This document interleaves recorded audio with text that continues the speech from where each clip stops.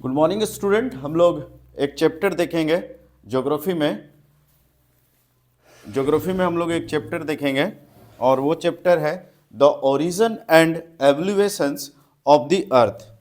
इस चैप्टर में हम लोग कुछ इम्पोर्टेंट चीज़ें जो हैं इसका हम जिक्र करेंगे और इसमें समझने का प्रयास करेंगे कि सोलर सिस्टम जो है हमारा सोलर सिस्टम, इसकी उत्पत्ति कैसे हुई, प्लेनेट की उत्पत्ति कैसे हुई, स्टार का फॉर्मेशन कैसे हुआ, इसको हम लोग समझने का प्रयास करेंगे। तो चूंकि हमने देखा कि 11th क्लास का जो चैप्टर है, second chapter the origin and evaluations of the earth, इसमें इन्होंने कुछ कॉन्सेप्ट बताया है ना। बिग बैंग थ्योरी को समझने से पहले सबसे पहले हमें अर्ली थ्योरीज की ओर रुख करना होगा। अर्ली थ्योरी जो है वो परिकल्पनाओं पर बेस है।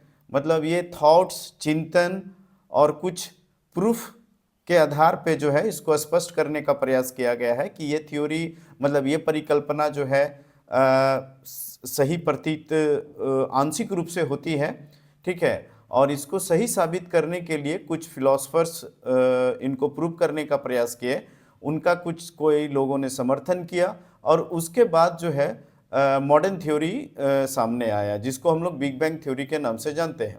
क्योंकि बिग बैंग थ्योरी जो है ये मॉडर्न थ्योरी है, अब तक का सबसे सटीक और सबसे बेहतर जो थ्योरी है स्टार के फॉर्मेशन को लेकर, ठीक है, सोलर सिस्टम को लेकर, अर्थ की उत्पत्ति को लेकर, वो बिग बैंग थ्योरी ही समझा जाता है।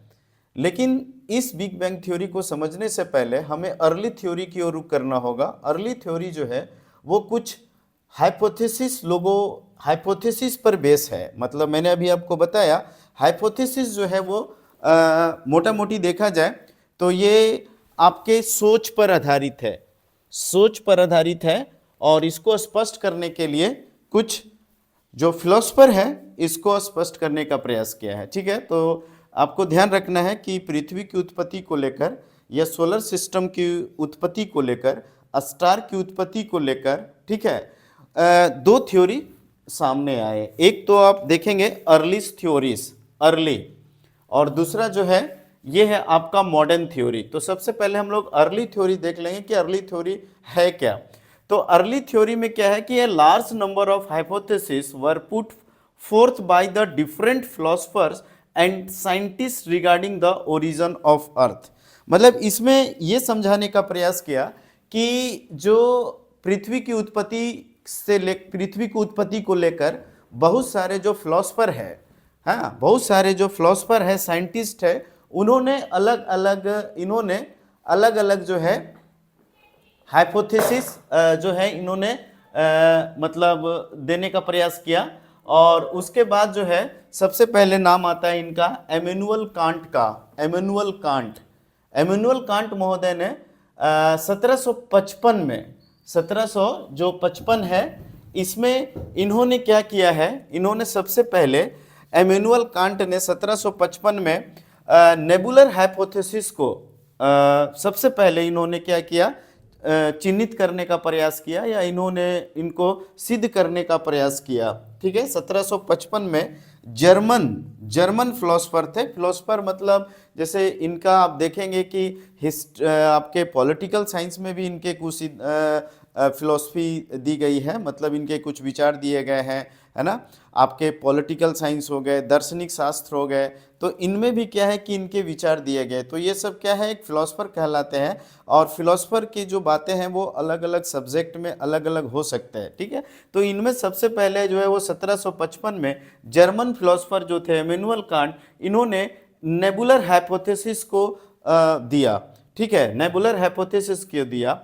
और इस नेबुलर हाइपोथेसिस को रिवाइज्ड का मतलब है इन्होंने थोड़ा बहुत जो है चेंजेस किए, हाँ। और उनका नाम था लाप्लास, है ना, लाप्लास, याद रखना है, लाप्लास। ये मैथमेटिशियन थे, इन्होंने इसको कुछ रिवाइज किया 1796 ईस्वी में।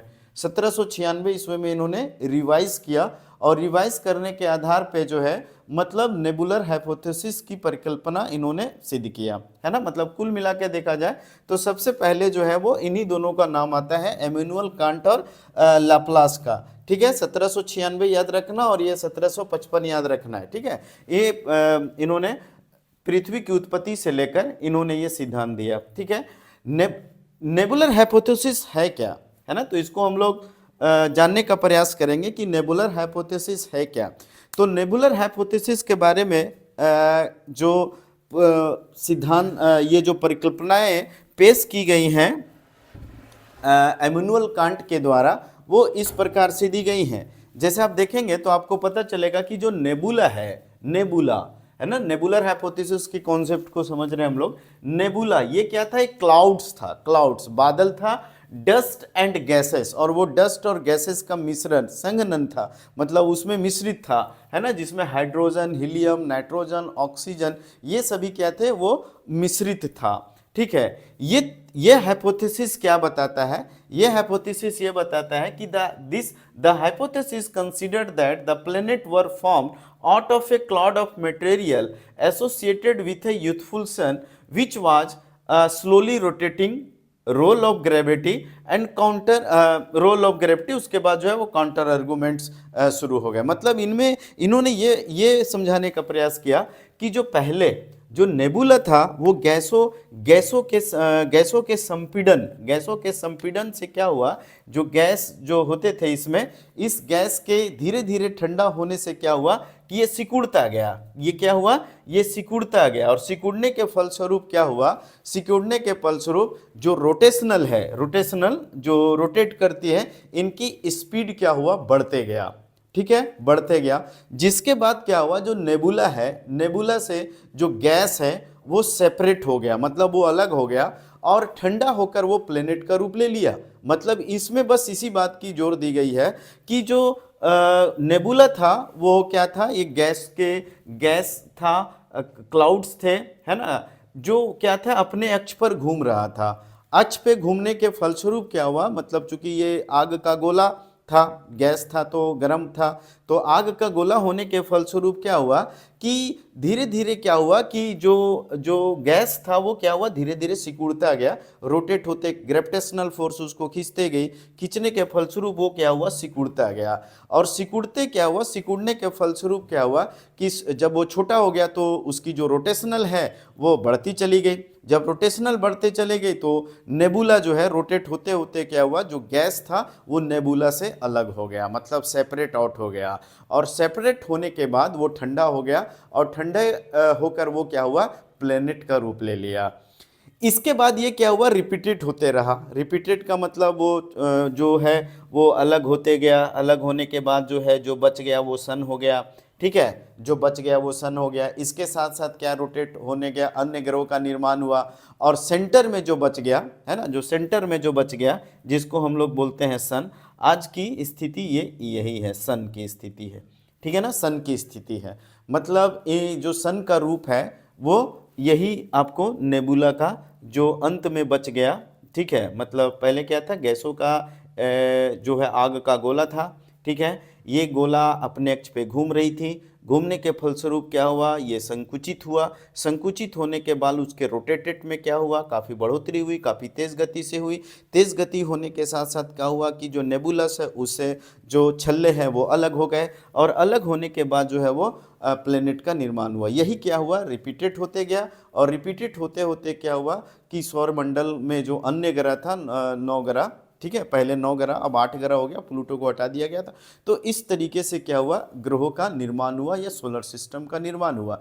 ठीक है, तो नेबुलर जो थ्योरी था ये क्या है, आंशिक रूप से मतलब क्या था, आने वाला जो थ्योरी है, बिग बैंग थ्योरी का आधार बना। चूंकि क्या है, कोई भी थ्योरी को हम लिखने से पहले उसको मतलब अप्लाइड रूप से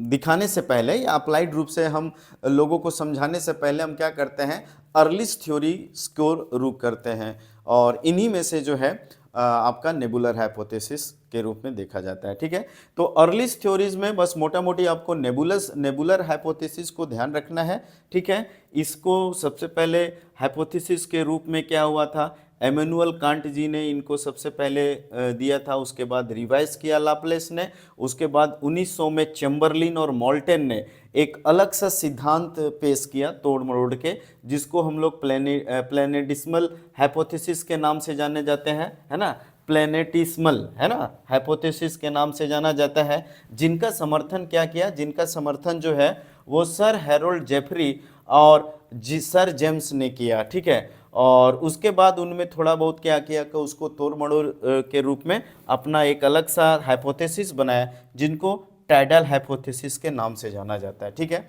तो हम लोग नेक्स्ट वीडियो में जो है, हम लोग नेक्स्ट वीडियो में क्या करेंगे कि जो प्लेनेटिस्मल हाइपोथेसिस है इसको समझने का प्रयास करेंगे, और इसको बाइनरीज थ्योरी क्यों कहा जाता है, बाइनरी थ्योरी क्यों बोला जाता है, इसको हम नेक्स्ट वीडियो में समझने का प्रयास करेंगे, ठीक है। तो नेबुलर हाइपोथेसिस में आपको ये क्लियर हो गया।